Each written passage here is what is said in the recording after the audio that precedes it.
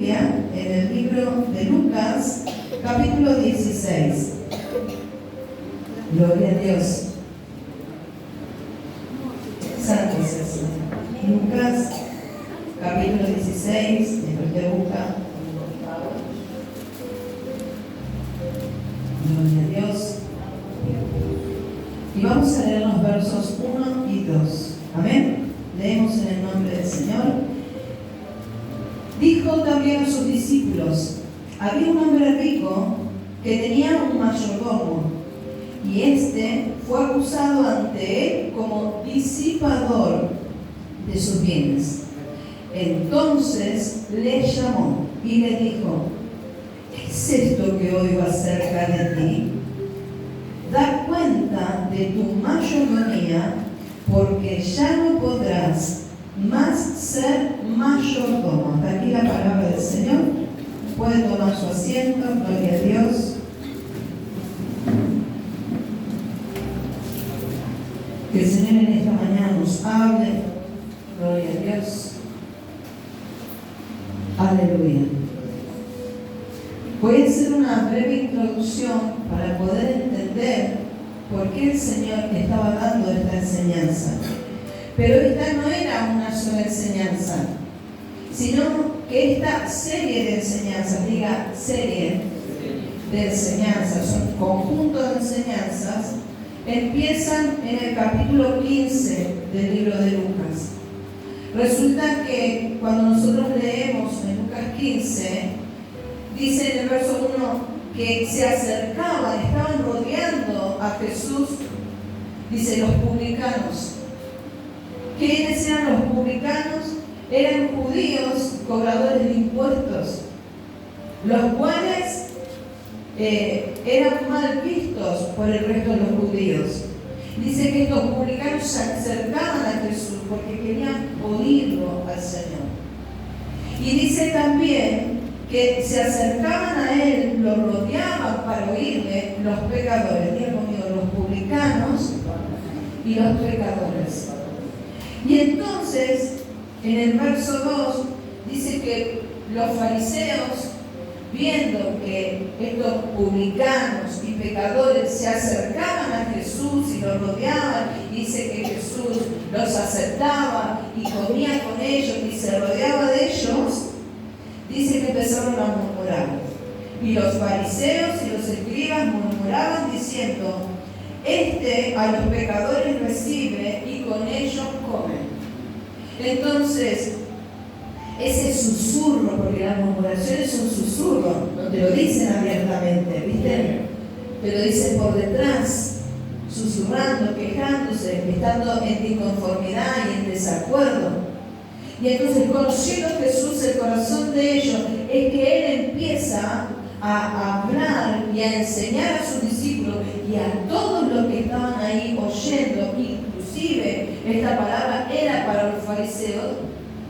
Jesucristo empieza a dar una serie de enseñanzas, y la primera fue la oveja perdida.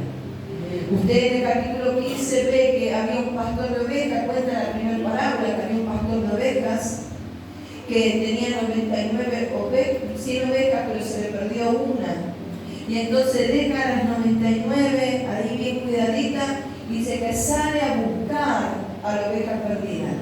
Dice que cuando la halla, ¿qué hace? Viene y les cuenta a todos que la oveja que se la había perdido la pudo hallar, la pudo salvar.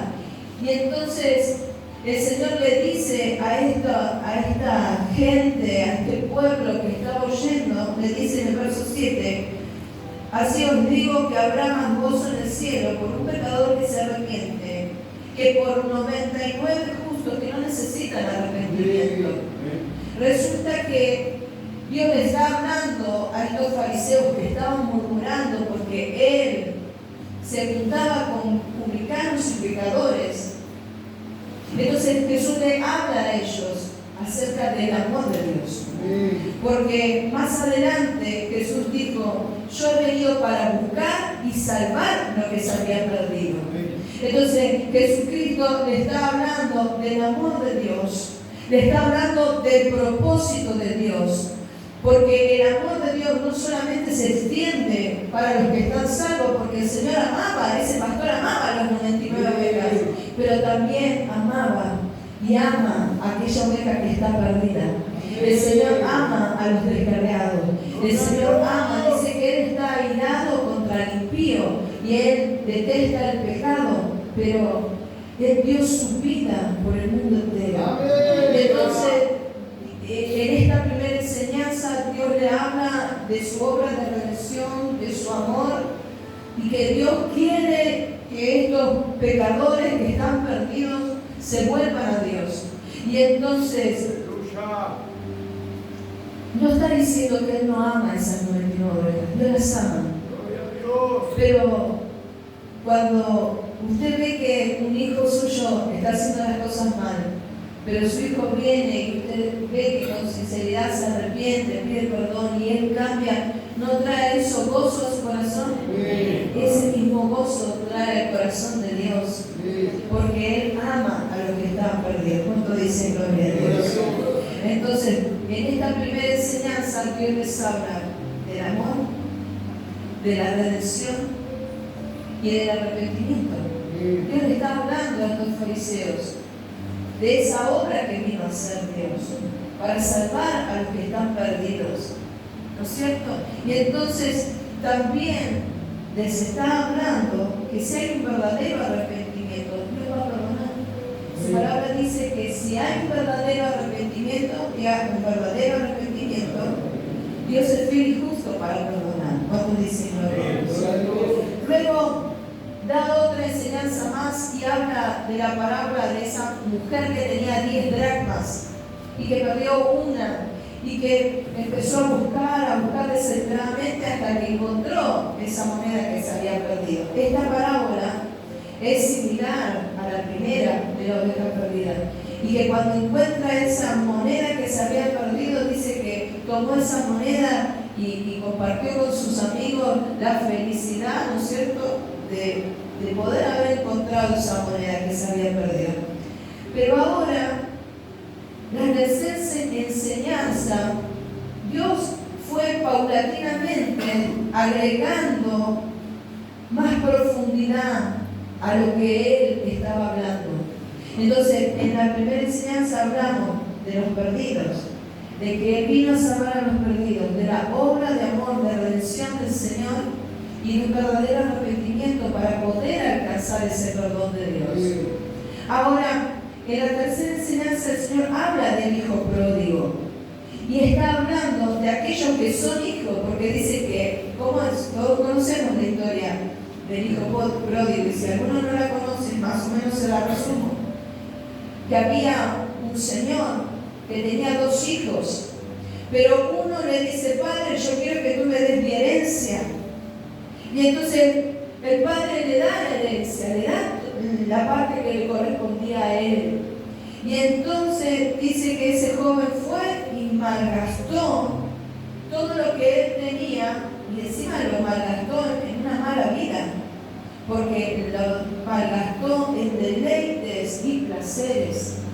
Y luego de haber malgastado en deleites y placeres, en pecado, dice que él estaba viviendo totalmente en la miseria por producto de sus propias malas decisiones, producto de su pecado. Cuando nosotros tomamos malas decisiones, cuando nosotros malgastamos lo que recibimos de Dios, va a haber una consecuencia y la consecuencia va a ser negativa. Y este hombre se había alejado de la casa de su padre y de repente, cuando se vio todo inmundo comiendo ahí en medio de los cerdos, recordó todos los bienes, las maravillas, la comida que él recibía con su padre, y que él estaba bien en la casa de su padre, y dijo: volveré con mi padre y le diré: Padre, he pecado contra el cielo y contra ti, ¿no es cierto? ¿Y qué hizo este hombre pródigo? ¿Sabe qué es pródigo? Pródigo dice que es una persona que desperdicia y consume su hacienda, su herencia, en gastos inútiles, en gastos inútiles que no le van a proveer nada, va a perder todo y lo gasta sin razón y en despedida. Eso es pródigo. Y entonces este que malgastó su tiempo, su vida, su herencia, su riqueza, dice que ahí recuerda y vuelve con su padre. Vuelve y dice que el padre, cuando lo vio, él se humilló y le dijo: Padre, he pecado contra el cielo y contra ti, mostró un verdadero arrepentimiento. Dice que el padre mandó a los sirvientes que le cambien la ropa, que le pongan el anillo, que lo vistan. Mandó, dice, a matar el cordero, la oveja más gorda de su rebaño, hicieron fiesta. Pero había uno que no estaba tan contento, que cuando vio todo ese gozo, esa alegría, esa algarabía en su casa, dice que no quiso entrar y empezó a cuestionar el amor y el perdón de su padre. ¿Cuántas veces cuestionamos el amor y el perdón de Dios? Y entonces dice que empezó a cuestionar el amor y el perdón de su padre por la mala acción de su hermano. Y no quería entrar. Y el padre dice que le rogaba y le decía: vení, entra. Y entonces dice: ¿cómo, padre, tú pudiste hacer esto? En el verso 30 dice: cuando vino tu hijo, que ha consumido tus bienes con rameras, has hecho matar para él el becerro más gordo. Entonces el padre le dice: es que tú no entiendes. Hay gozo y felicidad en mi corazón, porque este que se había perdido, que estaba muerto, fue hallado y ahora vive. Amén. Y entonces en esta segunda enseñanza, que Dios no se olvide, que esta serie de enseñanza, ¿por qué Dios la dio? ¿Se acuerdan? Porque había fariseos y escribas que estaban murmurando contra Jesús. Porque él se estaba rodeando de ¿quiénes? De publicanos y de pecadores. Y entonces Jesús empieza a hablar, como le dije, repito, vino a hablar de su obra de redención, de su amor, de su perdón. Y entonces está hablando de un verdadero arrepentimiento y también está hablando de su fidelidad, que Él es fiel y justo para perdonar. Pero tiene que haber un verdadero arrepentimiento. Entonces, en esta segunda, tercera enseñanza, en esta serie de enseñanzas que estuvo dando el Señor, vemos que ahora, antes solo eran pecadores, pero ahora también está hablando de hijos malgastadores, de hijos de Dios que malgastan lo que han recibido de Dios. Y luego de hablar estas palabras, entró en esta tercera enseñanza. Y aquí es donde yo me quiero detener. En el capítulo 16, que habla de que había un hombre que tenía un mayordomo. Vamos a leerlo, dice: había un hombre rico que tenía un mayordomo, y este fue acusado ante él como disipador de sus bienes. Primero tenemos que entender qué es un mayordomo.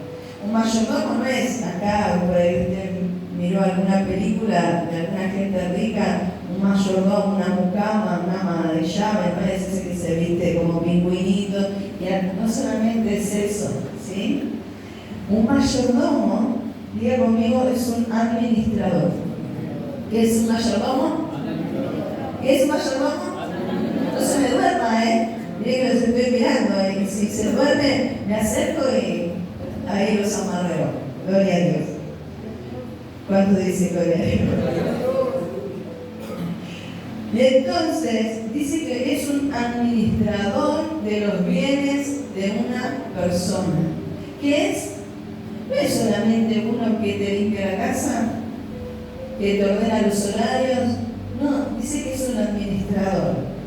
Y en el Antiguo Testamento podemos ver varios ejemplos claros de qué es un mayordomo. El primer ejemplo lo vemos en Abraham. Dice que Abraham tenía un mayordomo, y ese mayordomo era su siervo más antiguo, y dice que sobre ese siervo más antiguo Abraham había depositado toda su confianza.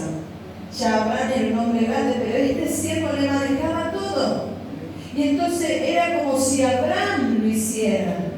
Y entonces este siervo era Eliezer.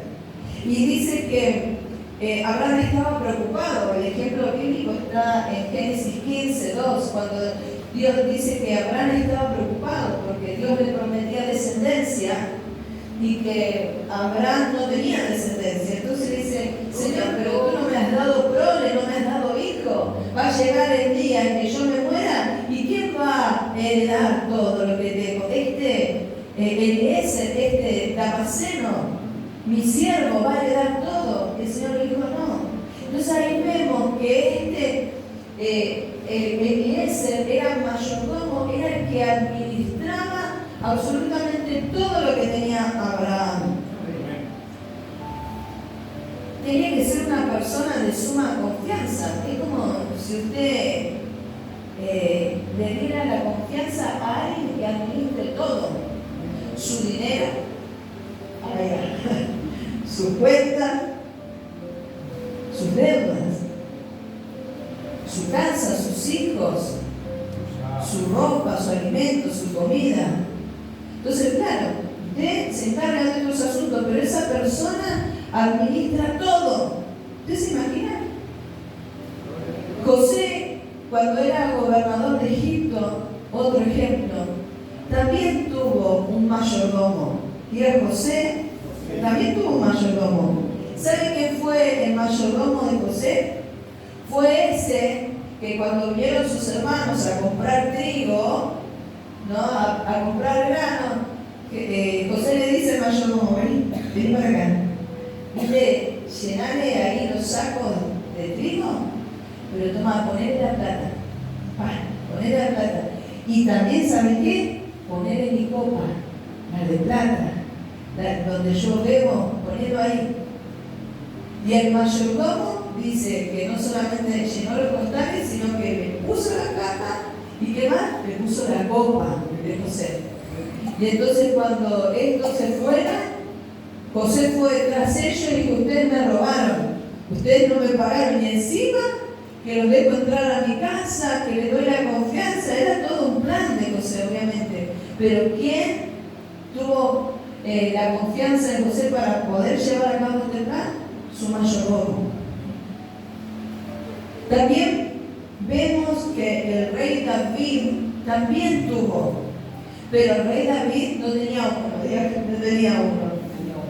El rey David tenía tanta riqueza, tanto le había dado Dios que no tenía uno. Cuando nosotros vamos, cuando nosotros vamos a Primera de Crónicas, capítulo 27, yo sé para los que copian, que sé que hermanos que copian, si usted lee el capítulo 27, va a ver todas las riquezas que tenía David. Y dice que David tenía mayordomos, era hombre encargado sobre sus riquezas personales, otro para las riquezas del campo, otro que administraba solo los camellos. Y si tendría camellos, nosotros gracias a Dios que tengo Renault 9, pero bueno, imagínense, otro que administraba solo las ovejas, otro, léalo, porque en el capítulo 27-31 dice: otro que administraba solamente el ganado, otro para las ovejas, otro para los camellos, otro para los trabajadores. ¡Wow! Tenía cualquier cantidad de encargados. También Salomón, en Primera de Reyes 4, ya el hijo del rey David, dice que él tenía 12 gobernadores. Que tenía 12. Y entonces se turnaban, porque era tanto lo que tenían que hacer. Entonces, un gobernador de estos 12 por mes era el encargado de administrar y de suplirle a Salomón y a su casa todo lo que necesitaba. Eso usted lo puede leer tranquilo después en Primera de Reyes 4:7. También Nabucodonosor, ¿se acuerda? El rey de Babilonia. ¿Se acuerda que el pueblo de Israel fue llevado en cautividad a Babilonia? Y allá estaba un Daniel, ¿no es cierto? Y otros 3 que estaban ahí con él. Y entonces a todos los otros les daban comida sacrificada a los ídolos, pero Daniel le habla a uno que era jefe de los eunucos, que era un mayordomo, que administraba las comidas, que administraba todo. Y entonces en Daniel capítulo 1, en el verso 11, dice que él le habla a este que se llama Melzar y le dice: mira, no nos des a nosotros esa comida, haz esto, le dice, pruébanos, separa para nosotros solamente legumbres y agua, ¿no es cierto? Separa este alimento y verás, ¿no es cierto?, el resultado. Y dice que todos quedaban sorprendidos porque ellos estaban fuertes, rozanantes. ¿Por qué? Porque no se contaminaron. ¿Y a quién no se contaminaron con esa comida que era sacrificada a ídolos? ¿Y quién lo administró? Este Melzar, que era el jefe de los eunucos. Entonces aquí, en el Antiguo Testamento, vemos lo que es una mayordomía. Entonces, podemos ver que un mayordomo, según el Antiguo Testamento, no es solamente una persona que administra las cuentas, sino que administra las cuentas, que administra los bienes, que administra la casa, ¿no es cierto?, que administra el ganado, administra tantas cosas. Pero quiero contarte, todo esto lo quiero explicar para que usted entienda el concepto de mayordomía. Porque esta parábola del capítulo 16, Dios Jesucristo inicia diciendo que había un hombre que tenía un mayordomo. Entonces vamos a recapitular. Primero, el Señor habló de una oveja perdida, de los pecadores, que son esos pecadores y publicanos perdidos.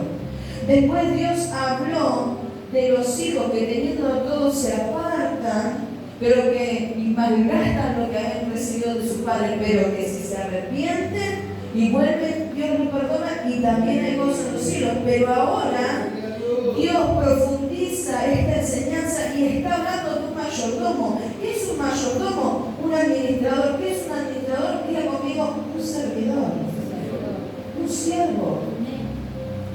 Alguien que está trabajando al servicio de otra persona. Pero en el Nuevo Testamento, entonces explicando todo esto, en el Nuevo Testamento también nos habla de esta mayordomía. ¿Qué nos dice el Nuevo Testamento?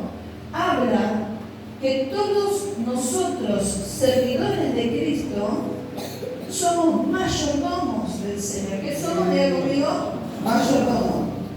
Diga, mayordomo, administradores, dispensadores de la gracia del Señor. ¿Quieres leerlo conmigo? Vamos a leerlo. Primera de Pedro, capítulo 1, verso 12. Primera de Pedro 1:12 dice lo siguiente: a esto se le reveló que no para sí mismos, sino para nosotros, administraban las cosas que ahora os anunciamos por los que os han predicado el Evangelio por el Espíritu Santo enviado del cielo, cosas en las cuales anhelan mirar los ángeles. ¿De quién está hablando?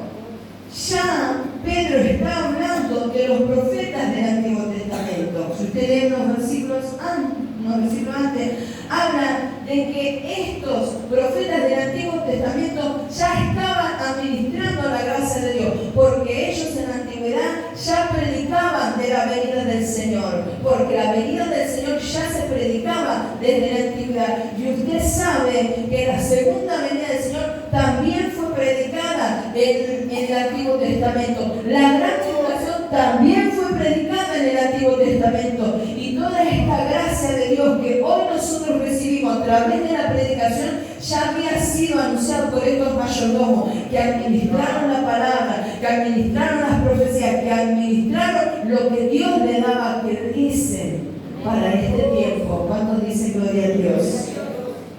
Entonces vemos que estos profetas del Antiguo Testamento, diga conmigo, eran mayordomos. En Tito, capítulo 1, verso 7, nos habla de los obispos. ¿Qué son los obispos? Digan conmigo, los pastores. ¿Qué son los obispos? Los pastores, los ministros.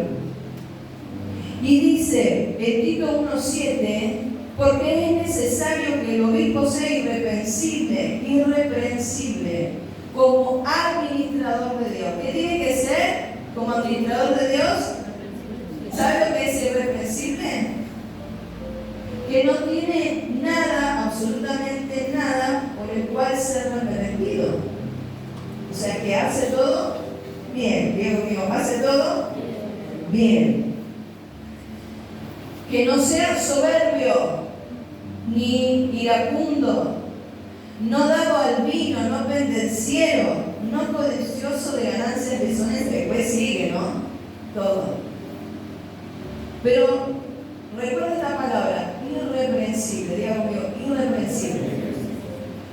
Y en 1 Corintios, capítulo 4, del 1 al 2 dice, así pues, tengamos los hombres por servidores de Cristo y administradores de los misterios de Dios. Ahora bien, se requiere que los administradores, cada uno de ellos, sea hallado fiel. Entonces, dijimos que era un mayordomo, era una persona a la que se le entregaba algo, un bien, un servicio, algo, y que esa persona se esperaba de ese mayordomo, diga conmigo, que lo cuide, que lo administre, que lo multiplique y que con eso supla todas las necesidades de esa casa también. Amén. Y entonces, ¿qué requiere el Señor de estos servidores de Dios que administran la gracia de Dios, que predican, que estamos al servicio de Dios? ¿Qué requiere el Señor? Que sean irreprensibles, que sean fieles, que sean responsables y que sean comprometidos. ¿Qué pide el Señor? Un ejemplo, ¿qué pide? ¿Cuántos trabajan acá? Yo trabajaba antes en relación de dependencia, ahora trabajo dependiente de mi esposo en casa. ¿Qué se le pide a un trabajador? Por ejemplo, ¿qué se le pide, no sé, a un capataz, a un supervisor? ¿Qué se le pide? A ver, que llegue temprano, la primera. Que se desempeñe correctamente en las funciones por las cuales fue contratado, ¿no es cierto? Ahora, qué dolor de cabeza, ¿no es cierto?, para ese empleador cuando contrata a alguien que, como dice el dicho, escoba nueva, barre bien.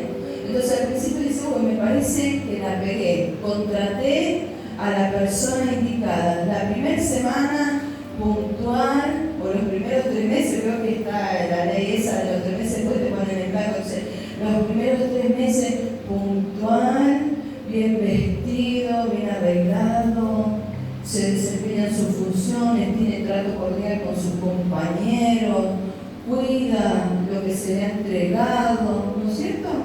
Y entonces, y de repente después de los 3 meses, chao, tiró la chancleta, como decimos acá los argentinos, tiró la chancleta y empieza, que llega tarde, todos los días. No, y un día perdió el tren, otro día pinchó el colectivo La Goma, otro día hubo paro, otro día hubo huelga sorpresiva, otro día lo agarró el piquete y siempre tiene un pero, ¿no es cierto? Y entonces ahora, ese empleador que debería estar tranquilo, porque dice, le entrego a esta persona que contrato un área que yo necesito que se encargue de administrar, en vez de estar tranquilo, tiene que estar preocupado porque ese empleado es un desastre.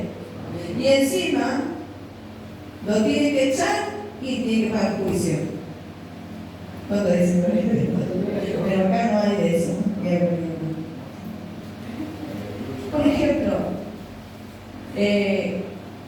seguramente acá hay gente que trabaja en el servicio doméstico, personal de casas auxiliares, ¿no? Es el término legal.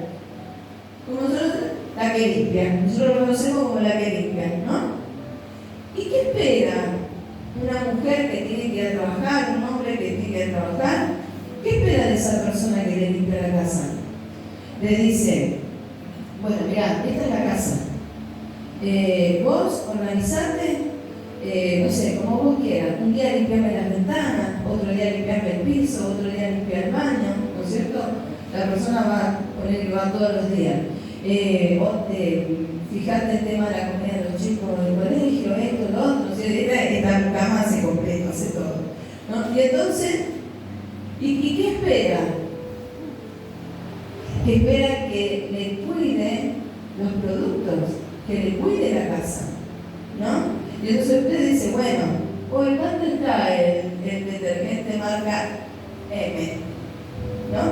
Un ejemplo. Y entonces dice, hoy acá están como 3.000 pesos el detergente marca M. Y entonces dice, lo compró hoy, llega la noche y el detergente marca M tiene así. ¿Y usted qué dice? ¿Que se agarra la cabeza? ¿Y usted dice, qué hizo esta persona con el detergente? ¿O no? ¿O el desodorante? ¿O el malgasto y el derroche? ¿No le hacen parar los pelos de punta? Y sin ir más lejos, a las amas de casa, ¿no? Con su esposo, con sus hijos, ¿no es cierto? ¿No te hace poner? Entonces, ¿qué espera?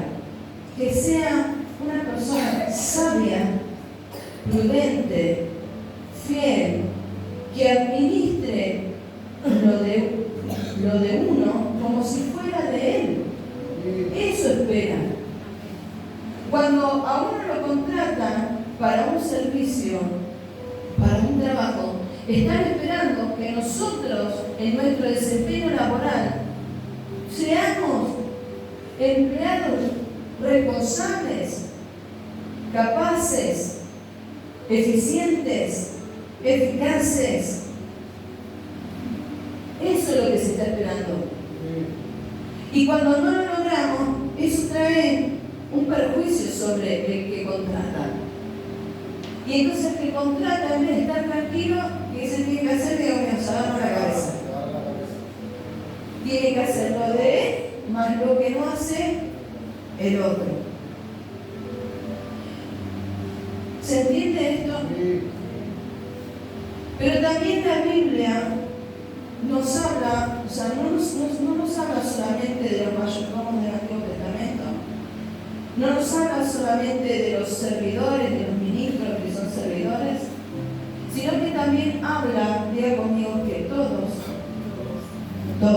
mirá a tu hermano y decide, todos, somos administradores de la gracia de Dios. Ahora, ¿qué es ser un administrador de la gracia de Dios? Vamos a leer 1 de Pedro, capítulo 4, versos 10 y 11.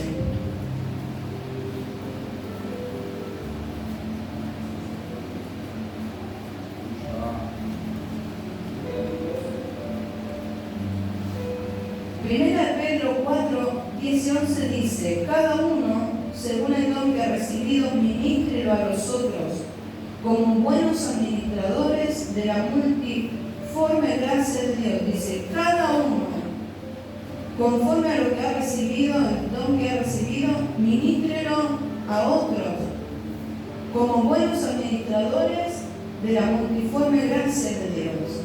Si alguno habla, hable conforme a las palabras de Dios. ¿Cómo tenemos que hablar?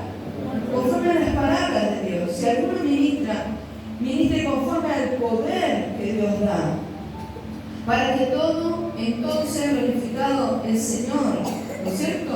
A quien pertenecen la gloria y el imperio por los siglos de los siglos. O sea que todos somos administradores. O sea, para que podamos entender este concepto de mayordomía, un mayordomo a un mayordomo se le confían todos los bienes, para que lo cuide, para que lo multiplique, lo administra, lo distribuya, lo provea. Ahora, ese mayordomo, ¿es de él lo que ha recibido? Diga conmigo, ¿es de él? No, sigue siendo de su señor, sigue siendo de su empleador, sigue siendo de su amo. Y entonces el ejemplo lo tenemos en la parábola de los talentos, que había un señor rico, dice que se tenía que ir lejos, y entonces llama a 3 de sus siervos y a uno que le da 5 talentos, al otro le da 2 y a otro dice le da 1. Entonces él se va, pero después vuelve, y entonces cuando él vuelve, estos ministros, estos siervos le tienen que rendir cuentas a este señor. Y entonces el de 5 le dice: Señor, estos 5 te los devuelvo, son tuyos. Y mira, aquí te doy otros 5 más que he multiplicado. Y entonces el de 2 le dice: Señor, aquí está, los 2 que son tuyos y estos 2 más que también son tuyos, que son los 2 que he multiplicado. Y el de 1 dijo: ay, Señor, dice, tuve miedo de multiplicar, no hice nada y lo escondí, dice, porque sabía que tú eres, Señor, que ciegas sobre donde no has sembrado, dice. Y entonces, claro, él no sembró en el lugar porque él espera que ese siervo siembre para que sea multiplicado lo que ese empleador le dio, ese señor le dio. Y entonces vemos que el concepto de mayordomía no solamente es, escuchen, no solamente es administrar, multiplicar, proveer, distribuir, sino que el concepto de mayordomía también es restituirle a Dios. Devolver, restituir es devolver a Dios lo que Él nos ha dado. Y entonces todos llegará el día que rendiremos cuentas, diga conmigo, rendiremos cuentas. Es como que el Señor dijo: yo me tengo que ir. Primero el Señor, antes de irse, dijo: ir por todo el mundo y predicar el Evangelio a toda criatura, bautizándolos en el nombre del Padre, del Hijo y del Espíritu Santo, enseñándoles que guarden todas las cosas que os he mandado. Y aquí yo estoy con ustedes por fin. Y antes de irse, el Señor le dice: esperen aquí todos juntos buscando la presencia de Dios. No hagan nada, solo busquen la presencia, porque cuando venga el Espíritu de Dios sobre ustedes, van a ser bautizados. El Espíritu Santo y fuego recibirán poder y entonces predicarán, orarán por los enfermos, tendrán la autoridad, mi autoridad, a través del poder del Espíritu de Dios. Y entonces ahí saldrán y podrán multiplicar. El Señor, es como que el Señor le entrega, el Señor se va, pero el Señor nos entrega a nosotros como iglesia, como sus siervos, como sus hijos. Nos entrega sus bienes más preciados, su obra, nos entrega las riquezas celestiales. ¿Qué es lo que ha recibido la iglesia de Dios? ¿Usted piensa que usted ha recibido poco de Dios? Nosotros hemos recibido primeramente la salvación. Diga conmigo: la salvación, redención, perdón. Hemos recibido el Espíritu de Dios. Hemos sido bautizados en Espíritu Santo y fuego. Tenemos la sangre del Cordero, la preciosa sangre del Cordero, por la cual fuimos comprados y somos limpiados día tras día. ¿Usted le parece que eso es poco? Recibimos un llamado, fuimos escogidos. Muchos aquí fuimos llamados a un servicio, a un ministerio. Hemos recibido dones hemos recibido talentos, hemos recibido tanto de Dios, hemos recibido sanidades, hemos recibido libertad, hemos recibido que el Señor nos ha liberado del mundo, ha echado fuera los demonios que tenían cautivas áreas de nuestra vida. Hemos recibido el amor de Dios, el gozo, la paz, su bondad, su fidelidad, su misericordia día tras día. Esas son las riquezas espirituales que hemos recibido de Dios, y podría estar todo el día hablándole de las riquezas celestiales que hemos recibido de Dios. Y entonces, ¿qué espera el Señor de nosotros? El Señor espera que todo esto que Él ha depositado en sus manos, el Señor ha confiado en nosotros, en depositar en nuestra vida, en nuestras manos, su santa presencia, su Santo Espíritu, su comunión, su amor, su salvación, su redención, su perdón. El Señor ha depositado en nosotros un llamado, un ministerio, un propósito. Gloria a Dios. ¿Y qué espera el Señor de nosotros? Que como buenos mayordomos, que como buenos administradores de Dios seamos fieles. Diga conmigo, fieles, irreprensibles, responsables y comprometidos. En el verso 1 le dice que ese mayordomo fue acusado de ser un dispensador. ¿Sabe qué es un dispensador? Un malgastador. ¿De qué? De los bienes de su Señor. Y en el verso 2, el Señor le dice: ¿qué es esto que oigo acerca de ti? Y entonces el Señor ha depositado en nosotros esta mayordomía.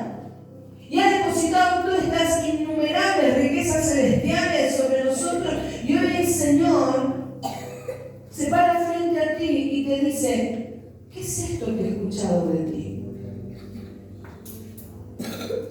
Ese Señor había escuchado que este siervo, que Él le había confiado todo, que le dio tanto, estaba malgastando todo lo que Él le había dado. Y entonces el Señor se presenta delante y nos pregunta: ¿qué estás haciendo? ¿Qué estás haciendo con la salvación? ¿Qué estás haciendo con mi presencia? Gracias, Jesús. ¿Qué estás haciendo Aleluya. con la sangre de mi Hijo que fue derramada en la cruz?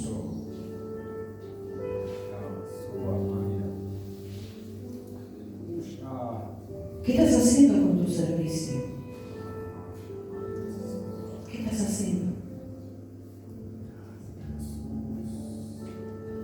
El mayordomo de esta parábola fue acusado de desperdiciar y malgastar todo lo que su amo había depositado en él. Y este amo le dice: ¿qué es esto que oigo de ti? Ahora dame cuentas de tu mayordomía. Daremos cuentas, iglesia. Todos, como hijos, como creyentes y como siervos. Daremos cuenta delante del Señor qué hemos hecho con todo lo que Dios nos ha entregado. Hemos cuidado su presencia. Por lo menos que no merme. Debería la presencia de Dios, con todo lo que recibimos, debería crecer día tras día en nosotros, en búsqueda, en comunión, en oración, en ayuno. Debería crecer. Debería haber una multiplicación, una transformación. Debería haber una cosecha de toda esa siembra espiritual que estamos haciendo. debería, o por lo menos que no mengue. Pero en muchos casos ni siquiera la pueden mantener, se pierde, la pierden, porque hay una mala administración, porque hay un malgaste. Santo. En los versos, quiero que me acompañe a la parábola de Lucas 16 y vamos a leer el verso 3 al 7. Y dice, entonces, como recordemos que le dice, dame cuenta de tu mayordomía porque vas a ser despedido. Te voy a quitar la mayordomía, le dice. Junto, cuando alguien le despide, ¿qué se queda? Una persona que trabaja con cama adentro. Cuando alguien lo despide, ¿qué se queda? Sin cama adentro. Se queda sin techo. Junto con la cama adentro, generalmente la mucama que trabaja con cama adentro recibe su alimento, su paga, puede hacer uso de la vivienda, tiene una cama, tiene una habitación, tiene ducha, tiene los bienes, disfruta de esa casa, cumple con su servicio, pero también disfruta de la casa. Pero cuando esa persona es echado, si no tiene dónde vivir, ¿qué tiene que hacer? Se queda sin techo. Tiene que ir a buscar. Entonces este hombre, que hacía muchos años que estaba al servicio de este señor, dice, ¿qué voy a hacer? Le tengo que rendir cuenta. Y lo he hecho mal. Él estaba consciente de que había hecho mal las cosas. ¿Y qué le voy a decir a mi Señor? ¿A dónde me voy a ir a vivir? ¿Qué voy a comer? Y entonces, como el hombre, el ser humano, siempre, vio que dicen que el argentino se utilizaba la astucia para todas las avivadas que tiene el argentino, seríamos todos de gananza, seríamos todos ingenieros, ¿no es cierto? ¿No? ¿Se acuerdan? No me acuerdo si fue en un mundial, no me acuerdo, que los argentinos habían ideado unos fichines, pero de hielo, habían hecho el molde, no sé si se acuerdan. Y tenía que ser, siempre el típico comentario, tenía que ser argentino, ¿no? Un vivo bárbaro. Y entonces pensando en todo esto, enseguida corrió a hacer un plan con el cual podría salvarse, con el cual tendría un techo, tendría un poco de comida, ¿no es cierto? Vamos a leerlo, verso 3. Entonces el mayordomo dijo para sí, ¿qué haré? Porque mi amo me quita la mayordomía. Cavar no puedo. Los que están viejos agarran una pala. Yo el otro día me batí el garage, batí la escalera. Ay, después de la noche estaba que no podía más del ciático. Cuando una persona es vieja, agarra la pala, ¿no le duele todo? Tiene que cavar, ir a hacer trabajo forzado al campo. Ahora de viejo lo voy a hacer. Y dice, ¿qué voy a salir a mendigar? ¡Qué vergüenza! Yo que era el mayordomo de este señor feudal que tenía un montón de tierras, todo el dinero, y ahora soy un mendigo. ¡Qué vergüenza! ¿Voy a salir a mendigar? Dice. Y entonces, atribulado, pensando en todas esas cosas, ya sé, dice, verso 4, para cuando se me quite la mayordomía, me reciban en sus casas. ¿Quién es? Este señor, su amo, tenía un montón de deudores, pero todavía la mayordomía a él no se le había sido quitada, o sea que él todavía hablaba por su amo. Y entonces dice, ya sé lo que voy a hacer. Voy a ir a cada uno de los que le deben algo a mi señor. Y mire lo que pasa. ¿Me está siguiendo la historia? Bueno. Dice verso 5, y llamando a cada uno de los deudores de su amo, le dice al primero, ¿cuánto ¿cuánto le debes a mi amo?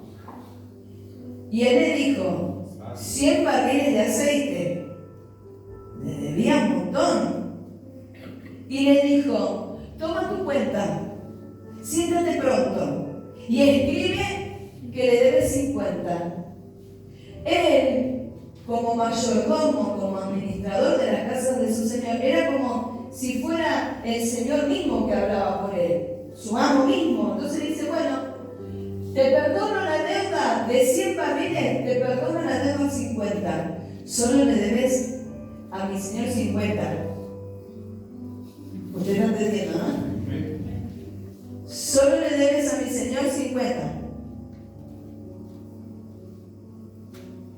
Va al otro, verso 7. ¿Y tú cuánto le debes a mi señor? 100 medidas de trigo. Y le dijo, toma tu cuenta y escribe 80.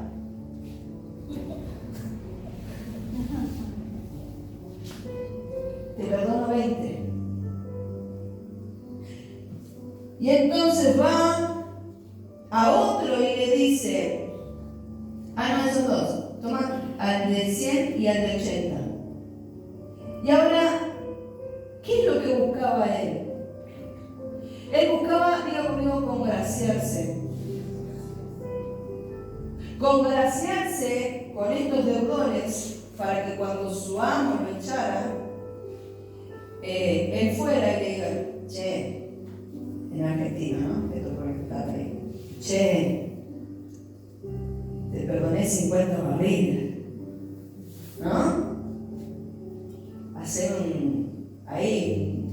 preparar una camita, aunque sea un techo por un tiempo. No te olvides, 50 barriles de aceite es mucho, No te olvides, Y va al otro y le dice, mira, acordate que te perdoné 20, 20. Pero todo esto, este plan sagaz, audaz, que era bien ideado, dice que llegó a los oídos de su Señor. ¿A dónde llegó? Diga conmigo, a los oídos de su Señor. Vamos a leer el verso 8 y el verso 9. Quizás cuando leamos estos dos versículos usted diga, no entiendo, pero esperemos a la explicación. Dice, y alabó el amo al mayordomo. ¿Cómo que lo alabó? Pero si iba a ser despedido, desperdició, malgastó, administró mal todo lo que su amo le había dado, encima va por izquierda, como decimos acá en Argentina, va por zurda, ¿no? ¿Y qué hace? Hace planes, le trae un perjuicio a su señor, le hacen perder plata, le hacen perder todo un esfuerzo, todo un trabajo. Y dice que, ¿leí bien? Sí, dice, y alabó el amo al mayordomo malo por haber hecho sagazmente. ¿Cómo dijo? Sagazmente. Porque los hijos de este siglo son más sagaces en el trato con sus semejantes que los hijos de luz. 9. Yo os digo, ganad amigos por medio de las riquezas injustas, para que cuando éstas falten os reciban en las moradas eternas. ¿Cómo? ¿Qué es esto? Este amo alaba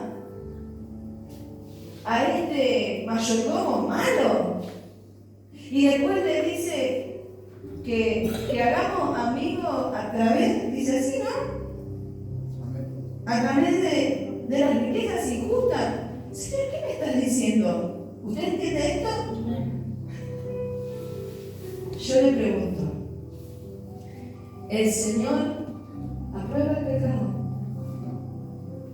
¿Aprueba la mentira? ¿Aprueba las ganancias deshonestas? No. Pero este Señor, este amo, a pesar de todas las pérdidas que este mayordomo le había traído, dice que alabó no su error, no su método, sino que alabó su sagacidad. Entendamos qué es lo que hizo este mayordomo. Cuando este mayordomo vio que iba a ser echado, que se iba a quedar sin nada, salió en búsqueda desesperada de alguien que le diera asilo y comida. Entonces, ¿qué estaba haciendo? Diga conmigo, era un previsor.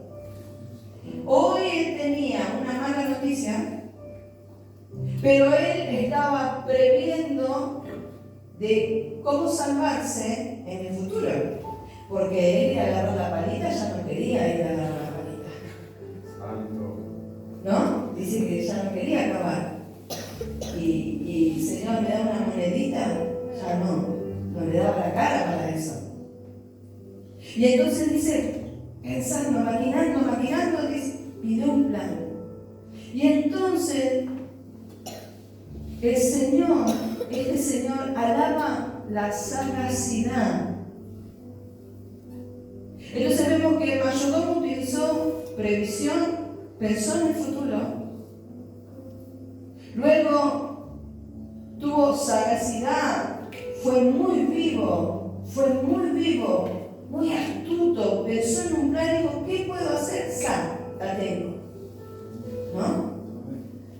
Y después dice que corrió presuroso, antes de que este señor le quite la mayordomía, corrió presuroso para poder hacer este acuerdo, este trato con esta gente. ¿Qué es lo que te quiero decir, iglesia? En el mundo, porque dice que los hijos de injusticia, dice, ¿no? Dice, los hijos de este siglo, perdón. En el mundo son más sagaces, son más previsores que los hijos de luz. Eso es lo que está diciendo. ¿Ustedes quieren ganar la moral celestial? No se olviden que no solamente Dios le estaba hablando a sus discípulos, también les estaba hablando a los fariseos, que eran hipócritas, que eran avaros, que eran sepulcros blanqueados, que supuestamente ellos se les fue dado en sus manos el administrar las cosas santas de Dios, y ellos estaban corrompidos. Por afuera eran blancos, pero por adentro estaban en pudredumbre. Dios no solamente le está hablando a sus discípulos, le está hablando a estos. Santo. Y entonces, ¿qué es lo que Dios nos dice? ¿Cuántas veces en el mundo, o para nuestros propios deleites, para nuestros propios placeres, o para lo que nosotros queremos alcanzar, corremos presurosos, no nos cansamos, no tenemos sueño, no tenemos fatiga, queremos algo y no, hasta que no tenga eso no voy a parar? Y para las cosas de Dios, ay no, hoy llovió. Ay, no me voy a mojar. No, viste, están los vinos. No, si me agarro una angina.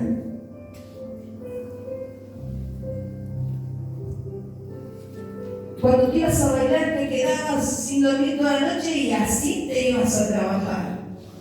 Porque si no te... Y para el Señor, me arrodillo. Me duermo. Ay, no leo la palabra porque estoy tan cansado.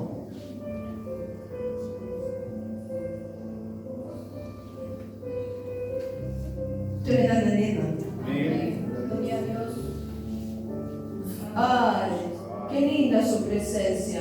Pero bueno, mañana oro, 12 del mediodía. Uy, me quedé dormido. Pero si te tenés que ir a trabajar, ¿cómo te va? Te sacan el presentismo, te duele el bolsillo. Entonces, ¿qué haces? te vas con lluvia, te vas sin desayunar, te vas con los pelos parados, me quedo dormido, me voy poniendo los pantalones en el camino y me voy a trabajar igual. Porque sabes que si te sacan el presentismo, mañana es menos plata. ¿Y por qué no sos previsor en lo espiritual? Porque si hoy no orás, mañana tenés menos presencia. Y si no tenés presencia, no tenés poder. Y si no tenés poder y autoridad porque no está la presencia en tu vida, ¿cómo vas a echar fuera a los demonios? ¡Ay! ¡Me atacaron los demonios! ¡Ay! ¡Me están haciendo brujería, hechicería! Perdónenme, pero es una realidad. Y no podemos ser previsores. No podemos tener la misma sagacidad que tenemos en el mundo para buscar lo que anhelamos carnalmente o emocionalmente, para buscar lo espiritual de Dios, lo que Dios ha depositado en nosotros. Amén. Si usamos todo eso que usamos en el mundo, parece que, el Señor te transforma, sí, pero el Señor no te quita la fuerza, el Señor te da fuerzas nuevas. Pero parece que llegamos al camino del Señor y, el Señor me trabajó. No voy a trabajar, pues tengo que buscar su presencia. Y resulta que ni trabajar ni buscar su presencia. Entonces, ¿qué quedamos? Y entonces el Señor le dice, y el Señor nos dice a nosotros, que es esta sagacidad, ese esfuerzo. El mundano, por ejemplo, usted ve un mundano y está afanado en prosperar. ¿Qué quiere el mundano? Diga conmigo, prosperar. Yo también quiero prosperar, pastor, sí. Pero ojo, porque el Señor nos dijo que los tesoros que nosotros tenemos que hacernos, ¿dónde son? Tesoros celestiales, donde la polilla ni el orín corrompe. Cuando nosotros cuidamos, administramos, multiplicamos, dispensamos esta gracia de Dios en nosotros y en nuestros hijos, en nuestra familia, en nuestra casa, en nuestro hogar, ¿no es cierto? Esas son las riquezas, hacemos tesoros en los cielos.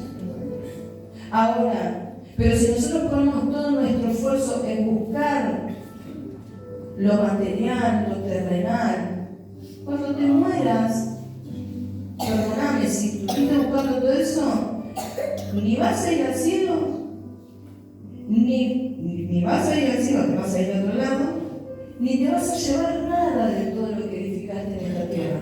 Encima lo disfrutan otros y vos te fuiste como viniste. Dice la palabra del Señor que el hombre más robusto, o sea, el más sano, el más fuerte, con todo se llega a vivir 80 años. Qué fugaz que es la vida en comparación con la eternidad de Dios. Dios es eterno. Gloria a Dios. Parecía ayer que yo tenía 10 años y ahora ni te digo lo que tengo. Quiero volver a tener 10 años. Se va la vida. Y a veces perdemos el tiempo. Malgastamos no solamente el tiempo, sino todos estos recursos espirituales que el Señor nos dio. Yo no te estoy diciendo, dice pastora, pero siempre estamos hablando de los recursos, la presencia. Claro. ¿Sabe por qué? Porque el Señor dijo, el que pierda su vida por causa de mí, la ganará, la hallará. El Señor dijo, buscad primeramente el reino de Dios y su justicia. Todo lo que va a venir por añadidura. El principio espiritual que la iglesia tiene que aplicar en su vida es buscar a Dios, primero a Dios, siempre a Dios.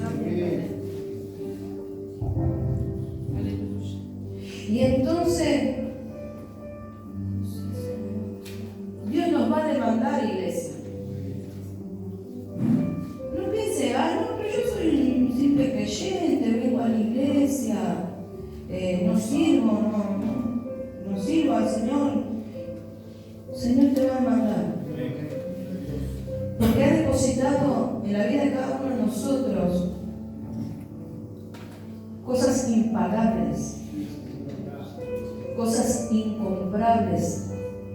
Nada de lo que haya en este mundo terrenal puede comprar las riquezas que Dios ha depositado en tus manos. Y entonces en el versículo 14 dice que oían también todas estas cosas los fariseos, que eran avaros y se burlaban de él, se burlaban del Señor.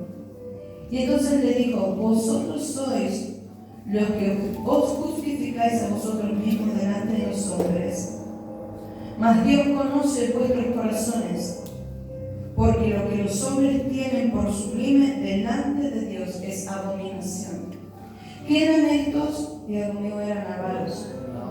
Estos fariseos, estos escribas, que deberían administrar la palabra, que deberían administrar el mensaje, que deberían administrar el amor de Dios, llevar al pueblo a la búsqueda, no. Dice que ellos se habían desviado, que eran avaros. Con su fuerza, con su tenacidad, buscaban enriquecerse, pero ni le daban a Dios, pero también oprimían al pueblo. Oprimían al pueblo y tampoco le daban a Dios. Dice así que así eran los fariseos, los escribas. Entonces, ¿ellos qué estaban haciendo? Ya enriqueciéndose. Ah, no, pero nosotros somos siervos de Dios. Ah, no, pero... Y Jesús les dice: ustedes están buscando con su corazón y con su fuerza cosas que para mí son abominación.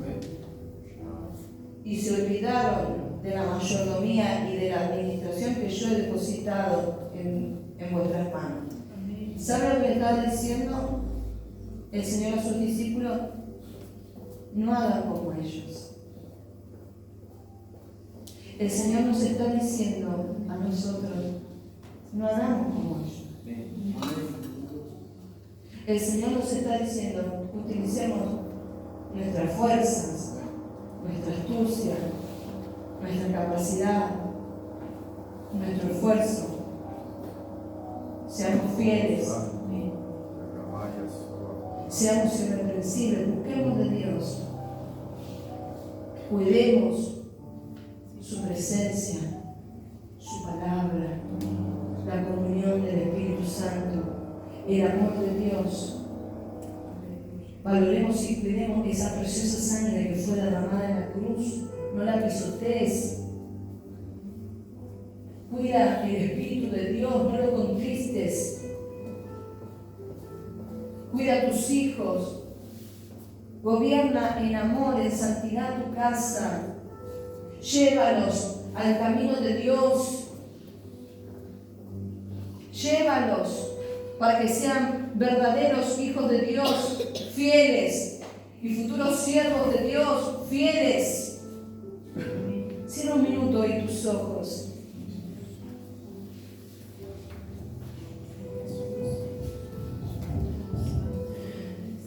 Aleluya, santo es tu nombre, Señor. Quiero decirte, iglesia, que Dios nos va a demandar en todas las áreas de nuestra vida. El Señor le dijo a sus discípulos: si ustedes fueren fieles en lo poco, en lo mucho también serán fieles. Pero estos fariseos avaros han perdido su fidelidad. Dios nos pedirá cuentas de todas las áreas de nuestra vida. Del área personal, de la ministerial, espiritual, familiar, económica, matrimonial. Dios nos pedirá cuentas, iglesia. Muchos trabajan incansablemente por riquezas materiales, Y aún estando en Dios, le dices a Dios, Señor, soy tuyo.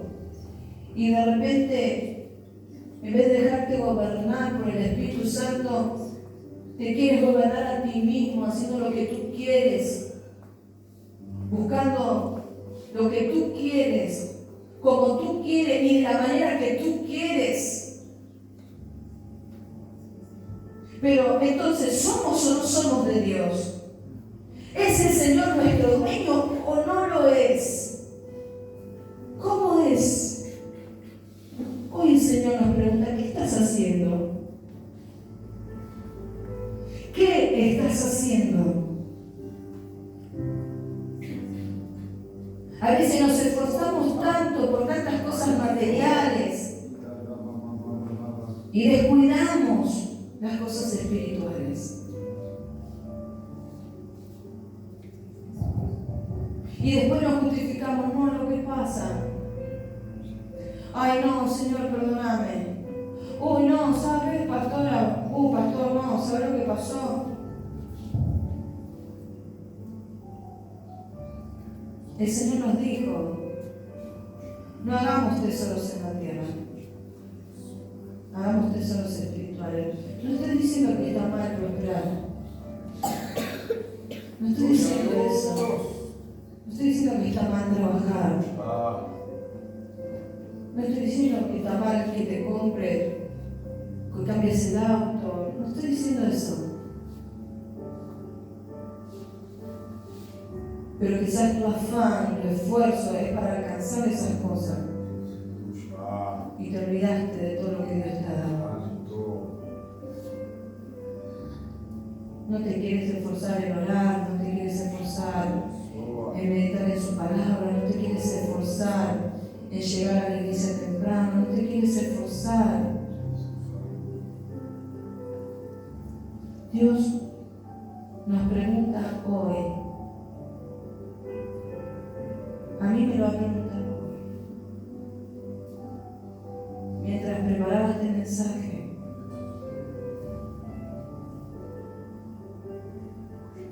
¿Qué estás haciendo con tu servicio? ¿Qué estás haciendo con tus hijos? ¿Qué estás haciendo con tu vida? ¿Estás siendo previsor pensando que si no buscas hoy, mañana quizás puede ser tarde? ¿Estás pensando eso?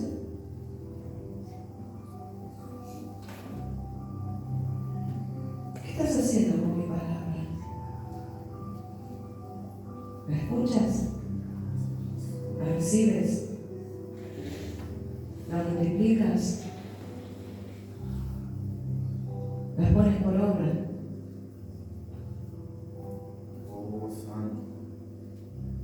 Y con el don, con las lenguas, con mi espíritu, con la sangre de mi Hijo, con el servicio.